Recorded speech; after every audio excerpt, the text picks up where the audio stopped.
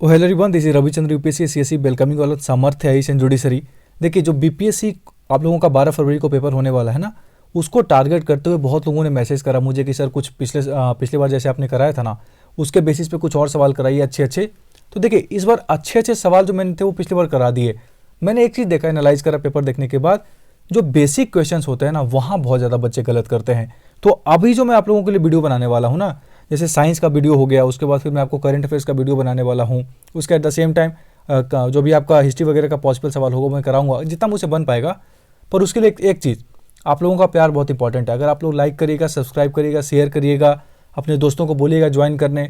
अगर आप लोग सपोर्ट करेंगे तो ही मैं बना पाऊंगा, वरना एक साइडेड देखिए प्यार तो होता नहीं वैसे भी, तो एक साइडेड एफर्ट डालने का तो कोई मतलब है नहीं। इतना मैं फिर लॉ में ज़्यादा समय दूंगा, फिर जो मेरा अपना बेसिकली जो स्ट्रॉन्ग पोर्शन है। तो मैं आप लोगों को जो बीपीएससी का जो टारगेट है, जिसपे मैं बहुत ज़्यादा आप लोगों को पिछली बार मैंने मेहनत कराया था, मैंने खुद भी मेहनत करा था बहुत ज़्यादा उस चीज़ के लिए। तो अभी जो मैं सवाल कराने वाला हूँ ना आज, वो बहुत ही बेसिक क्वेश्चंस हैं। आपको लगेगा कि ये सब सवाल हमको आता था, तो आप ये चीज़ ना पेपर में गलत कर देते हो। जब आपको लगेगा कि आता था ना, तो वो ओवर कॉन्फिडेंस में गलत हो जाता है। तो आज उसी सवाल को एक बार देख लेंगे, रिवीजन हो जाएगा। और पार्ट 1 है जहाँ पे मैं आपको भौतिकी के करीब करीब 25 सवाल हैं आज के पेपर में, तो 25 अच्छे क्वेश्चंस कराने वाला हूँ। बेसिक सवाल जो बीपीएससी हो गया, यूपी पीसीएस हो गया, सीडीएस है, सीएपीएफ है, आरपीएससी है, एमपी पीसीएस है, जहाँ पे भी साइंस वगैरह की चीज़ें आती है ना, उसमें आपको बहुत हेल्प करेगा। ठीक है, तो चैनल के साथ जुड़े रहिए, प्यार दीजिए, लाइक करिए, सब्सक्राइब करिए, शेयर करिए, तो बहुत अच्छा लगेगा जब आप लोग इतना प्यार देते हो। तो ठीक है, चलिए तो स्टार्ट करते हैं जो हमारा आज का फर्स्ट क्वेश्चन उसके साथ। देखिए, फर्स्ट क्वेश्चन क्या कहता है, ध्यान से पढ़िएगा सवाल, अभी मैं बताऊंगा करना क्या है। क्वेश्चन कहता है, शनि ग्रह के बारे में सही कथन चुनें। दोनों लैंग्वेज में, हिंदी वाले हिंदी पढ़ लीजिए नीचे, अंग्रेजी वाले ऊपर पढ़ लीजिए, और साथ साथ जवाब दीजिए। अपने आप से झूठ मत बोलिएगा कि मैंने जवाब दे दिया तो आपको भी लग रहा था कि यही होगा, नहीं। प्रॉपर वीडियो पॉज करिए फिर आंसर दीजिए। ठीक है, पहला स्टेटमेंट कहता है, पहले तो क्वेश्चन पढ़ लो क्या क्या कह रहा है कि शनि ग्रह के बारे में सही कथन चुनें। शनि ग्रह, सैटर्न के बारे में क्या क्या, यह ग्रह पानी में तैर सकता है, पहला। यह एकमात्र ऐसा ग्रह है जिसे आप नंगी आंखों से देख सकते हो। तीसरा स्टेटमेंट कहता है, टाइटन शनि का सबसे बड़ा उपग्रह है। चौथा स्टेटमेंट कहता है, यह ग्रह हाइड्रोजन और हीलियम गैस से बना है। पांचवा स्टेटमेंट कहता है, यह ग्रह एक पीले तारे जैसा दिखता है। 5 स्टेटमेंट दे रखा है मैंने। आप सोचोगे ऑप्शंस कहाँ हैं, ऑप्शंस आगे है, ऑप्शंस आपके सामने है। Only 1 is correct, only 2 is correct, only 3 is correct, only 4 is correct, none more than 1। देखिए, शायद ये सवाल देख के आपको लगेगा कि ऑप्शन सेट नहीं हुआ। मेरा टारगेट ऑप्शन सेट करना था भी नहीं इस सवाल में, आपको बताना कुछ काम था इस सवाल में। जब वो ऐसा सवाल आपके पास आए ना, मान लीजिए, मैं इसको क्यों दे रहा हूँ, आगे जो मैंने क्वेश्चंस कराए हैं ना, उसको मैंने पलट दिया है, मैंने एक्सप्लेनेशंस में सारी चीज़ें बताई है। ये जो वो बच्चे हैं ना जो यूपीएससी सीडीएस वगैरह के अगर वो देखेंगे तो उनको लगेगा कि नहीं, 1 लाइनर इसमें कराया हुआ वीडियो में मैं देखूंगा नहीं, तो आप लोग रुक जाइएगा यहाँ पे, आप लोग वीडियो पूरा देखिए।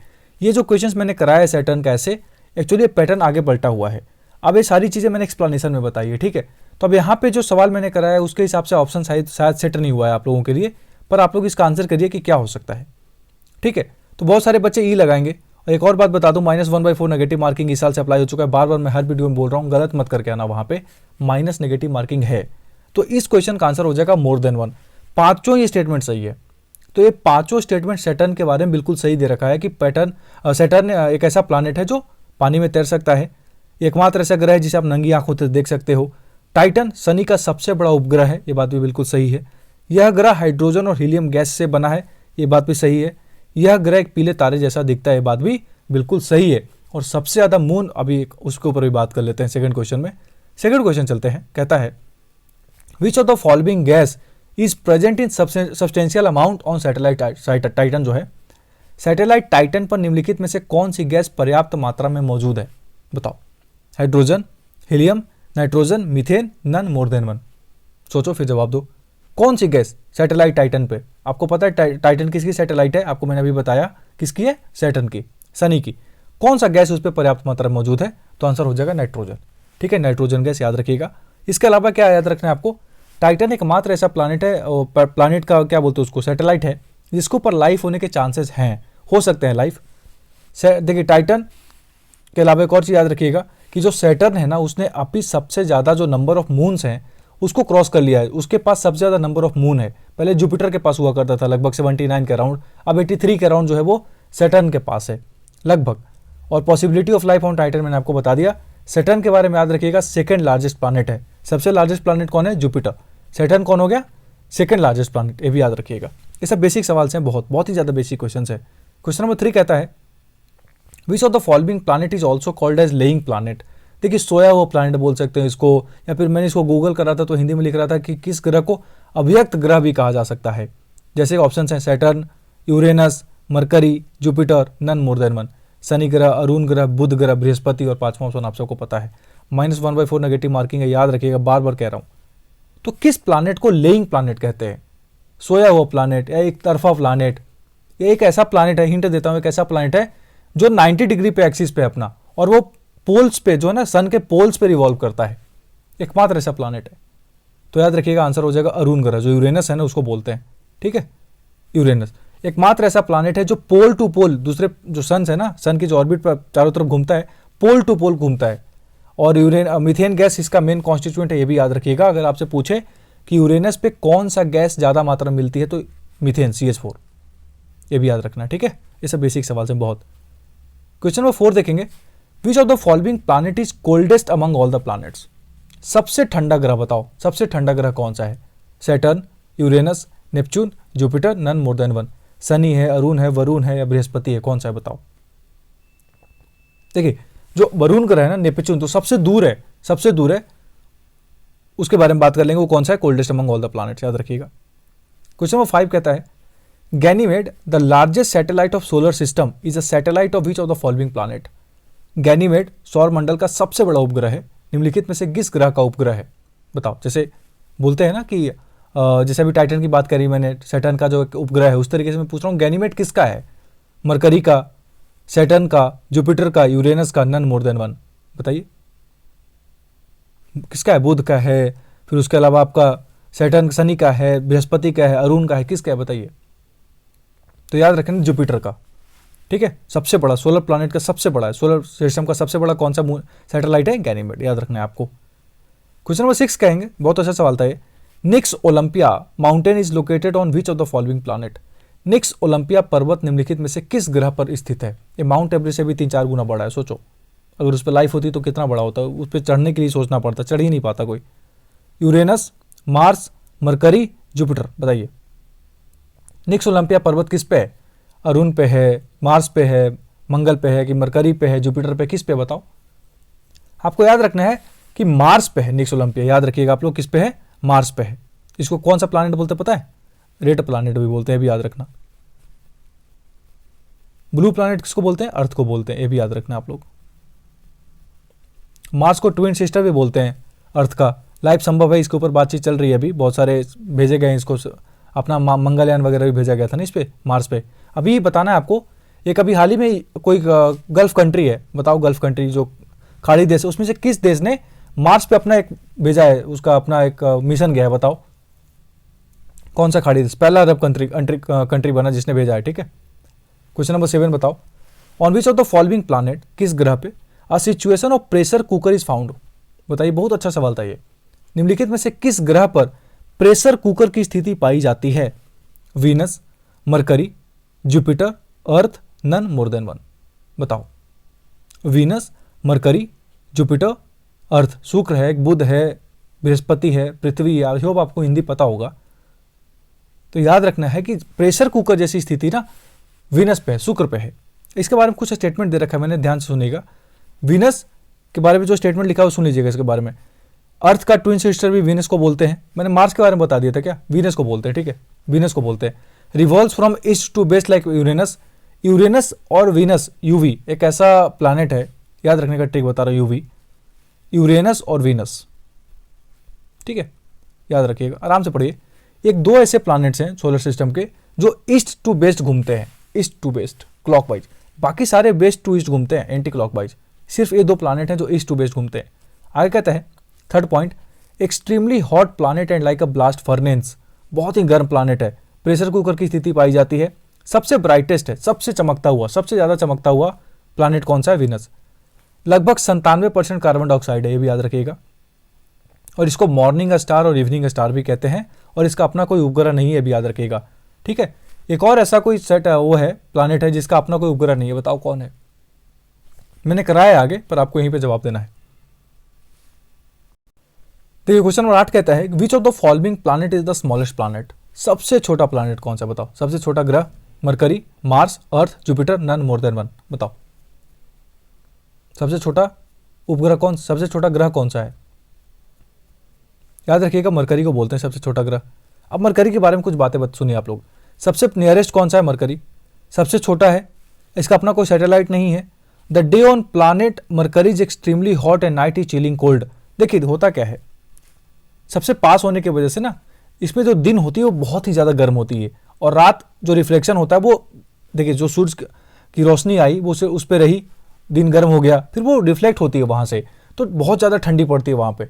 ठीक है, कोई रहता नहीं है वहाँ पे, मैं इसलिए बता रहा हूँ कि जो बुध ग्रह है उस पर दिन जो होती है बहुत गर्म होती है, ठंडी बहुत ही ज़्यादा, रात बहुत ज़्यादा ठंडी होती है, भी याद रखिएगा। ये जो नीचे आपको बीपीएससी एग्जाम स्पेशल दिख रहा है ना, मेरा टेलीग्राम चैनल है, लिंक आपको दोनों जगह मिल जाएगा, डिस्क्रिप्शन में पिन कमेंट में ज्वाइन करेगा भी। क्वेश्चन नंबर 9 देखिए, Leibniz mountain is located on. बताओ लिबनीज पर्वत किस पे लोकेटेड है। मरकरी पे, मार्स पे, अर्थ पे, सैटर्न पे, नन मोर देन वन। किस पे लोकेटेड है बताओ लिबनीज पर्वत। ये सब बहुत ही अच्छे अच्छे सवाल हैं, बेसिक सवाल हैं, पेपर में आ सकता है। बीपीएससी में तो ऐसे सवाल आते हैं मोस्टली। तो नन ऑफ द एबव हो जाएगा, मून पे है। ठीक है, मून पे, साउथ मून पे है, साउथ पार्ट है ना उसका, उस पे सबसे ऊंचा वाला पोर्शन है ये उसका मून का, लिबनीज माउंटेन। क्वेश्चन नंबर 10 कहता है Phobos and Deimos are the satellites of which of the following planet. बताओ फोबोस और डिमोस निम्नलिखित में से किस ग्रह के उपग्रह हैं। बताइए मरकरी के हैं, मार्स के हैं, अर्थ के हैं, सैटर्न के हैं, none of the above more than one. बताओ किसके हैं फोबोस एंड डिमोस। तो आपको याद रखना है कि किसका है, मार्स का है, फोबोस और डिमोस। और जो डिमोस है ना वो सबसे छोटा सैटेलाइट है मार्स का। Mars, Deimos is the smallest among all the satellites. मतलब सबसे छोटा सैटेलाइट को है ना सोलर सिस्टम में तो डिमोस ही है। Jupiter maximum escape velocity, moon minimum escape velocity. ये बात याद रख लेना, एक एक्स्ट्रा हिंट मैंने यहाँ पे लगा दिया, एक्स्ट्रा पॉइंट। जुपिटर पे सबसे ज़्यादा स्केप वेलोसिटी होती है। सोचो इतना बड़ा प्लैनेट है फिर भी इसकी स्पीड ऑफ वेलोसिटी कितनी ज़्यादा होती है। और मून सबसे छोटी स्केप वेलोसिटी होती है। स्केप वेलोसिटी क्या होता है, एक एक्सिस से आपको उड़ जाने के लिए, बाहर जाने के लिए, ऑर्बिटल वेलोसिटी उसमें घूमने के लिए। इन दोनों में रिलेशनशिप भी होता है, बताना जरा क्या होता है ऑर्बिटल वेलोसिटी और स्केप वेलोसिटी में। √2 कौन होता है, ई होता है कि बी होता है बताओ। इतना हिंट दे दिया। क्वेश्चन नंबर 11 बताइए, चूज द करेक्ट स्टेटमेंट। सही कथन का चयन करिए।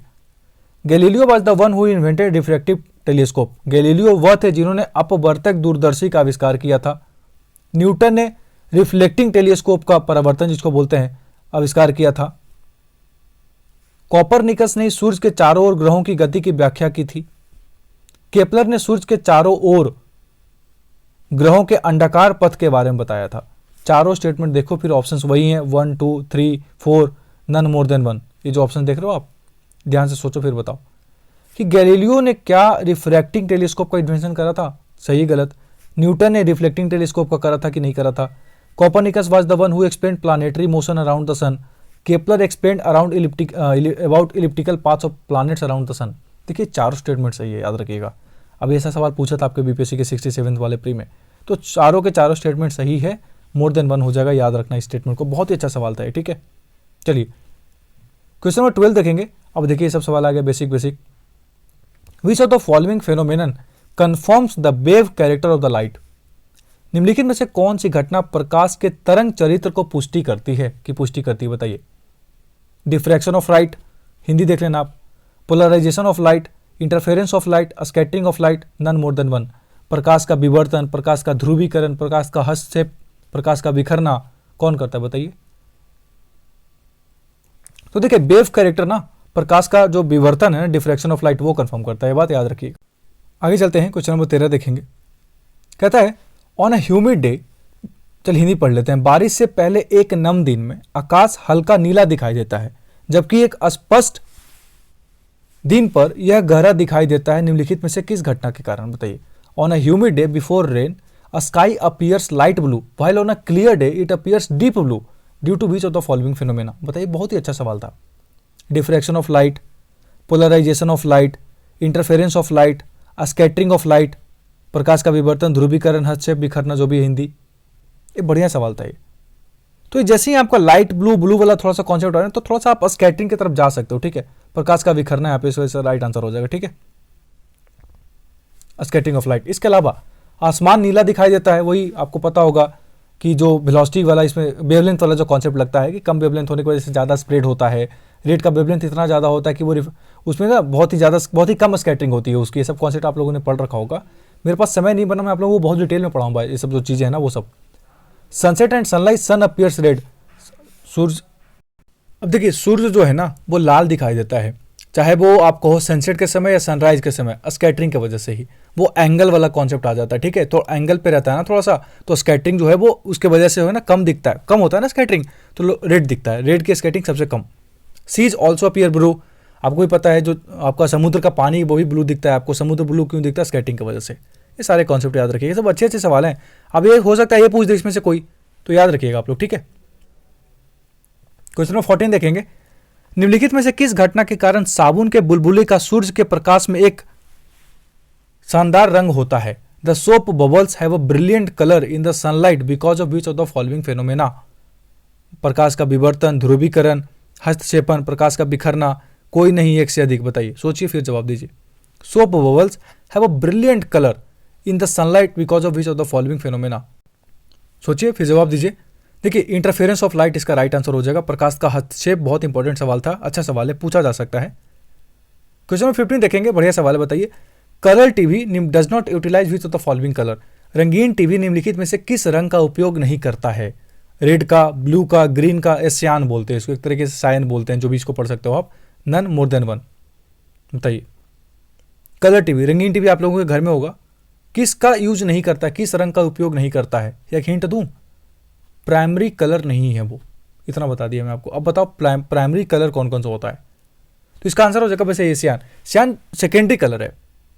पिकॉक्स कलर भी इसको बोलते हैं, ठीक है, पिकॉक्स ब्लू बोलते हैं इसको, सियान बोलते हैं इसको, थोड़ा सा टेक्निकल नाम है इस तरीके से देखे तो प्राइमरी कलर्स कौन कौन से हैं? RBG, रेड, ग्रीन और ब्लू, ये सब तीनों क्या है? प्राइमरी कलर से, प्राथमिक जिसको बोलते हैं ना रंग। फिर secondary colour yellow, magenta, peacocks blue या सैन बोलते हैं इसको। ये बात याद रखना है आप लोगों को, सबको याद रखना है, बहुत इंपॉर्टेंट सवाल है ये। ठीक है, आई होप आप लोगों ने आंसर कर दिया हो जो मैंने आप लोगों से पूछा था। B=√2B, मेरे को याद आ गया आंसर इसका। क्वेश्चन नंबर 16 बताओ। When a red rose is seen through a green glass then the rose appears. जब आप, जो आपका गुलाब होता है वो लाल होता है ना, उसको जब आप हरे ग्लास से देखते हो तो कैसा दिखाई पड़ेगा? इतना प्यार से पढ़ा रहा हूं, आप लोग बताओ। ब्लू दिखेगा, ब्लैक दिखेगा, व्हाइट दिखेगा, येलो दिखेगा, नन मोर देन वन, नीला दिखेगा, काला दिखेगा, सफ़ेद दिखेगा, पीला दिखेगा, कैसा दिखेगा? देखिए, जब आप लाल गुलाब को हरे ग्लास से देखिएगा ना, हरे शीशे से, तो ब्लैक दिखाई देगा। ठीक है, आगे चलेंगे। क्वेश्चन नंबर 17 देखेंगे। ट्विंकलिंग ऑफ स्टार्स, तारों का टिमटिमाना किसके वजह से? बताओ, बहुत ही आसान सवाल है ये। प्रकाश का विवर्तन, प्रकाश का ध्रुवीकरण, प्रकाश का अपवर्तन, प्रकाश का स्कैटरिंग या बिखरना जिसको बोलते हैं। देखिए, ट्विंकलिंग ऑफ स्टार्स प्रकाश का अपवर्तन से होता है, रिफ्रैक्शन ऑफ लाइट, याद रखिएगा। ठीक है, बहुत ही अच्छा सवाल है सब, बहुत ही बेसिक सवाल है सब। ओवर कॉन्फिडेंस में रहते हैं बच्चे, गलत हो जाता है। क्वेश्चन नंबर 18 बताइए, कहाँ गया? Reflection of light. और चीज़ें याद रख लीजिएगा, जो आपका सिक्का होता है ना, वो जब आप किसी कंटेनर में डालोगे ना तो थोड़ा सा उठा हुआ प्रतीत होगा। ये सब सवाल मैंने आपको लास्ट टाइम जब कराया था ना, अच्छे अच्छे सवाल कराए थे ऐसे। जब एक मछली होती है, वो जब आप पानी में देखोगे तो आपको लगेगा कि नहीं थोड़ा सा ऊंचा है सरफेस से। जब कोई स्ट्रेट रॉड पानी में डालोगे तो थोड़ा सा तिरछा प्रतीत होता है ऐसे।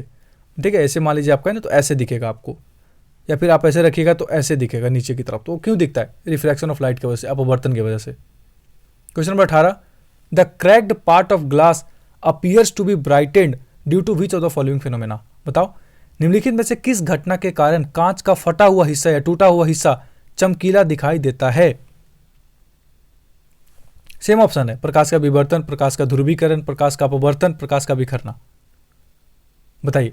अब देखिए, ऑप्शन मैंने इसलिए सेम रखा है आप लोगों के लिए, आप कंफ्यूज नहीं होना चाहिए आप लोगों के लिए, बहुत इंपॉर्टेंट है। पेपर में ऐसे ही सवाल आएंगे तो आपको लगेगा यार पोलराइजेशन था, डिफ्रैक्शन था, या पता नहीं क्या था।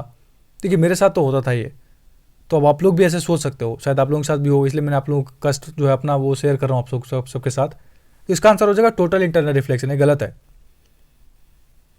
नन ऑफ देव होगा। ठीक है, टोटल इंटरनल रिफ्लेक्शन आप लोग जानते होंगे, क्रिटिकल एंगल और जो आपका एंगल ऑफ इंसिडेंस का कॉन्सेप्ट है वो आप लोग समझते होंगे ना, जो आपका 90 डिग्री जैसे ही हो जाता है ना, उसके वाले कॉन्सेप्ट की बात करें। आंतरिक परिवर्तन, पूर्णतः आंतरिक परिवर्तन इसको हिंदी में बोलते हैं। मिराज, देखिए मिराज क्या होता है, आपको याद है मृग मरीचिका, दूर लगेगा कि पानी है पर पानी वहाँ होता नहीं है। उस तरीके से डायमंड का चमकना वो भी इसके वजह से होता है। ऑप्टिकल फाइबर भी सेम प्रिंसिपल पे काम करता है, टी एयर पे। तो ये तीनों ऑप्शन याद रखिएगा, आंसर तीनों भी पूछा जा सकता है। अरे बात को बूझ रहे हो आप लोग? अरे बूझे कि नहीं? इतना आराम से पढ़ा रहा हूँ आप लोगों को, बताओ। क्वेश्चन नंबर 19, पता है कितने बजे वीडियो रिकॉर्ड कर रहा हूँ आप लोगों को बताओ? टू बी ऑनेस्ट 2:12 हो रहे रात के। दिल्ली में तो ज़्यादा रात होती नहीं, पर ठंडी की वजह से ज़्यादा रात हो जाती है। क्वेश्चन नंबर 19 बताइए, an air bubble inside the water acts like a. पानी के अंदर एक हवा का बुलबुला कैसा दिखेगा, कैसा कार्य करता है? ये बढ़िया सवाल है। पानी के अंदर एक हवा का बुलबुला, पानी के अंदर देखो, मान लो पानी है, कहाँ गया पानी, बनाओ पानी है ये, ठीक है, और ये हवा का बुलबुला है। कैसे? मान लीजिए हवा का एक बबल रखा हुआ है, हवा का बुलबुला। अब यहाँ से आप देखोगे तो कैसे दिखेगा ये? लगाओ ना डेंसर मीडियम से रेयर मीडियम का कॉन्सेप्ट। कॉनकेव दिखेगा, कॉन्वेक्स लेंस दिखेगा, कॉनकेव मिरर दिखेगा, कन्वेक्स मिरर दिखेगा।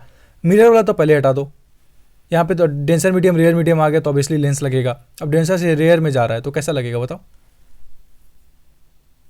कॉन्वेक्स कॉनकेव लेंस की तरह काम करेगा ये। यूजुअली एक कॉन्वेक्स लेंस की तरह काम करता है जब आप इसको नॉर्मली देखोगे ना, पर वही इसमें थोड़ा सा कॉन्सेप्ट बदल जाता है, ठीक है। इसकी वजह से कॉन्वेक्स लेंस जो होता है वो कनकेव लेंस में, जब आपका ये जो मीडियम है ना, अगर उसकी वेलोसिटी मतलब उसके जो रिफ्लेक्टिव इंडेक्स अगर वो कम है तो बोलते हैं कि क्या बोलते हैं, वो जो कॉन्सेप्ट वो बदल जाता है, ठीक है। कनकेव कन्वेक्स की तरह काम करेगा, कॉन्वेक्स कनकेव की तरह काम करेगा, ठीक है, याद रखिएगा। Question number 20, who among the following propounded the theory of electromagnetism.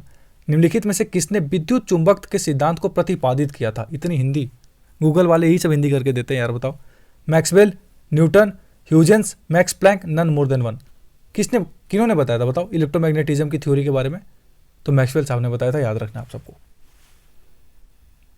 Question number आगे चलेंगे, कितना है क्वेश्चन नंबर 21 की बात कर लें। The freezing point of alcohol, बताओ, ये बड़ा अच्छा सा सवाल है। फ्रीजिंग पॉइंट ऑफ अल्कोहल क्या होता है? अल्कोहल का हिमांक बिंदु -39 degree Celsius, 39 degree Celsius, -115 degree Celsius, 115 degree Celsius. या तो माइनस में है या तो सीधे प्लस में है। बताओ फ्रीजिंग पॉइंट अल्कोहल का क्या हो सकता है? -115 डिग्री सेल्सियस, याद रखिएगा, ठीक है। क्वेश्चन नंबर 22 की तरफ चलेंगे। विच of the following effect describes the thermo electric effect temperature. निम्नलिखित में से कौन सा प्रभाव थर्मो इलेक्ट्रिक प्रभाव तापमान का वर्णन करता है?